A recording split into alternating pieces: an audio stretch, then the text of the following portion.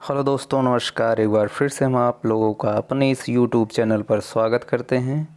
मित्रों, आज का जो हमने टॉपिक लिया है वहाँ पे हमारा है शोध समस्या। यानी शोध समस्या की तो वीडियो हमने कर दिया है अपलोड, आप उसको वॉच कर सकते हैं।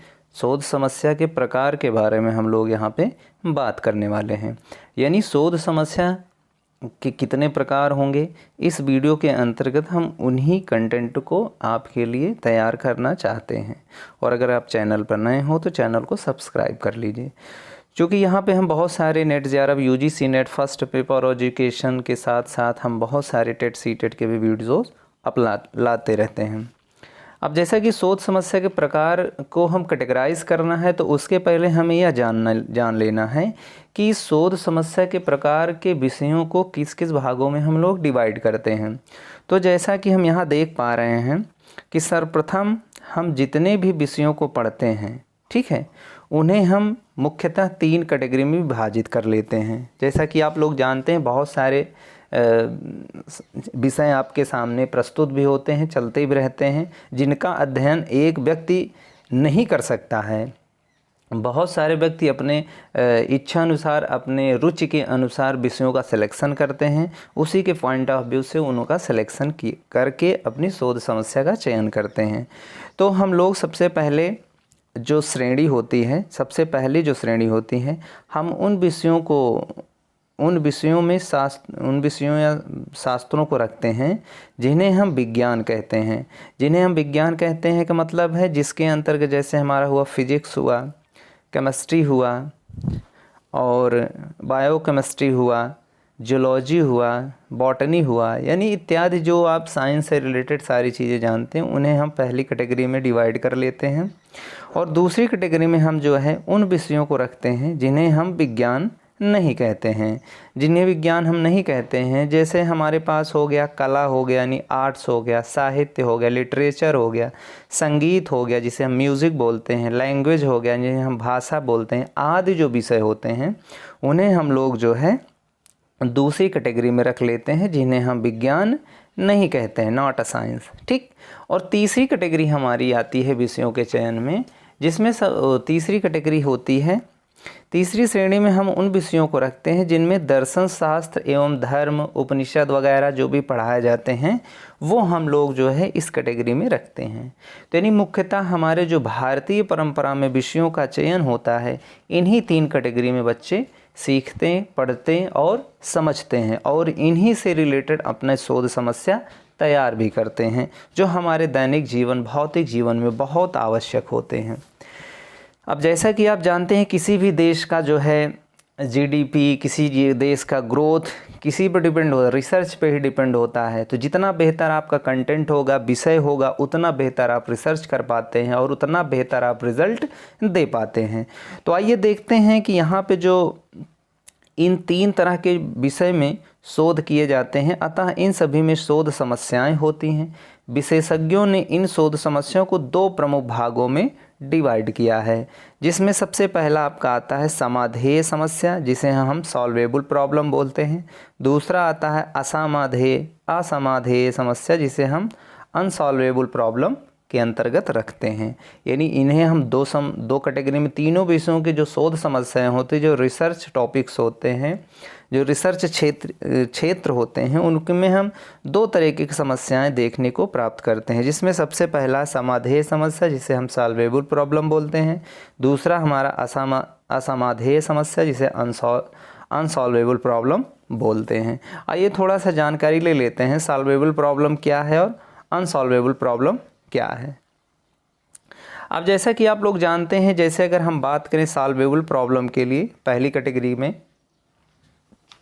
तो सॉल्वेबल प्रॉब्लम के लिए हम जो है इस तरह की शोध समस्या जो होती है, रिसर्च प्रॉब्लम, विज्ञान तथा कला एवं मानविकी में होती है। जहाँ तक मनोविज्ञान का प्रश्न है, इसमें जो शोध समस्या होती है वो प्रायः इसी श्रेणी की होती है। शोध मनोवैज्ञानिकों ने समाधेय समस्या की एक खास विशेषता बतलाई है। देखिए खास विशेषता क्या बतलाई है, शोध समस्या को समाधेय समस्या कहलाने के लिए उसे जांचनीय होना चाहिए। क्या होना चाहिए मित्रों?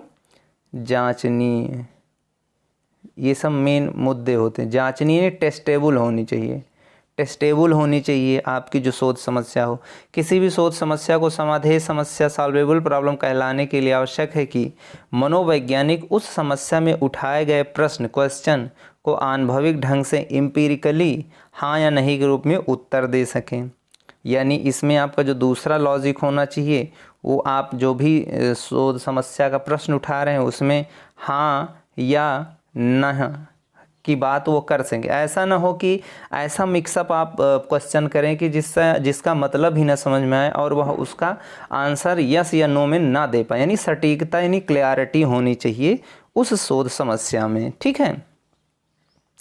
दूसरा इसमें है, दूसरे शब्दों में यह कहा जा सकता है कि एक समाधेय समस्या यानी सॉल्वेबल प्रॉब्लम वह है जिसके लिए एक उचित एवं जांचनीय प्राकल्पना यानी टेस्टेबल हाइपोथेसिस होनी चाहिए। जांचनीय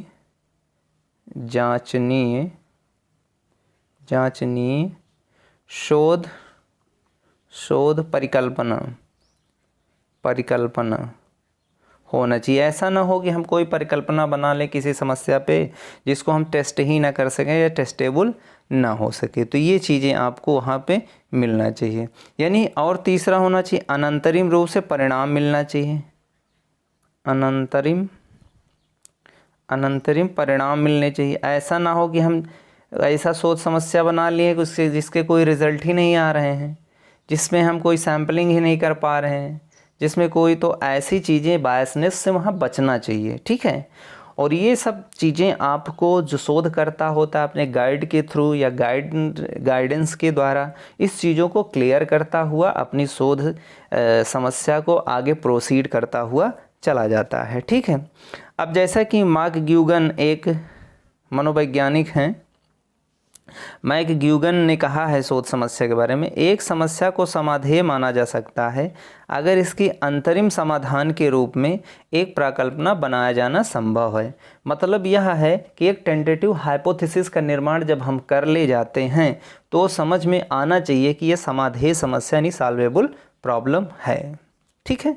तो ये रहा आपका सॉल्वेबल प्रॉब्लम क्या होती हैं, इसके अंतर्गत क्या होते हैं। अब अगर हम दूसरी बात करते हैं यहाँ पे जो असमाधेय हैं, असमाधेय समस्या जो होती हैं, असमाधेय समस्या की यानी अनसॉल्वेबल प्रॉब्लम वहाँ होती हैं। जैसा कि इसके नाम से भी आपको पता चल रहा होगा कि हम ऐसी कोई समस्या बना लें जिसका कोई सलूशन ही नहीं हो। अब जैसे आपने समस्या बना लिया कि आसमान में तारे कितने हैं, this is also a question. यानी आसमान में तारे कितने हैं, भैया अब कौन ये बताएगा कि आसमान में तारे कितने हैं। तो ये ऐसे समस्याओं से स्टूडेंट्स को बचने हैं। अब जैसे आपसे पूछ ले कि एक आँख से कितना दिखाई देता है लोगों को, तो ये भी क्या है, एक बायसनेस आपके प्रॉब्लम्स हैं जिसे हम समाधान नहीं कर सकते हैं। अब आदमी कह दे कि आप एक जगह से कितनी दूर तक देख सकते हैं, तो ये भी क्या है, एक मतलब असंभव सी बातें हम लोग करते हैं। ठीक है। जिसका उत्तर देना संभव नहीं होता है उसके अंतर्गत हम लोग जो है अनसॉल्वेबल प्रॉब्लम के अंतर्गत लाते हैं। ठीक है।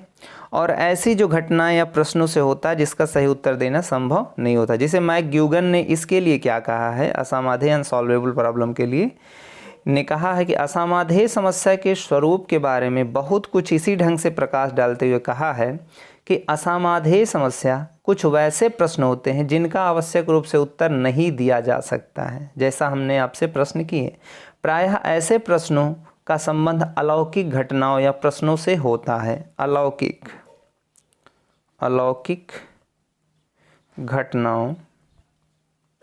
घटनाओं या संबंधों से होता है। ठीक है। जो मूल कारणों से संबंधित नहीं होते हैं। उदाहरण रूप यदि कोई शोध कर कुछ प्रश्न जैसे संसार को किसने बनाया, अब ऐसे भी समस्या है, संसार को किसने बनाया, तो भैया संसार को किसने बनाया, ये कोई बता सकता है। तो ये सब गूढ़ प्रश्न होते हैं जिसका समस्या का समाधान हम लोग नहीं कर सकते हैं, न अनंतरिम रूप से न अंतिम रूप से कर सकते हैं। तो ऐसी शोध समस्याएं हमारे पास क्या होती हैं, अनसॉल्वेबल प्रॉब्लम्स के अंतर्गत आती हैं। ठीक है। तो यह वीडियो हमारा आज यहीं तक है, फिर हम लोग मिलते हैं नेक्स्ट वीडियो नए कंटेंट के साथ। तब तक मित्रों जय हिंद।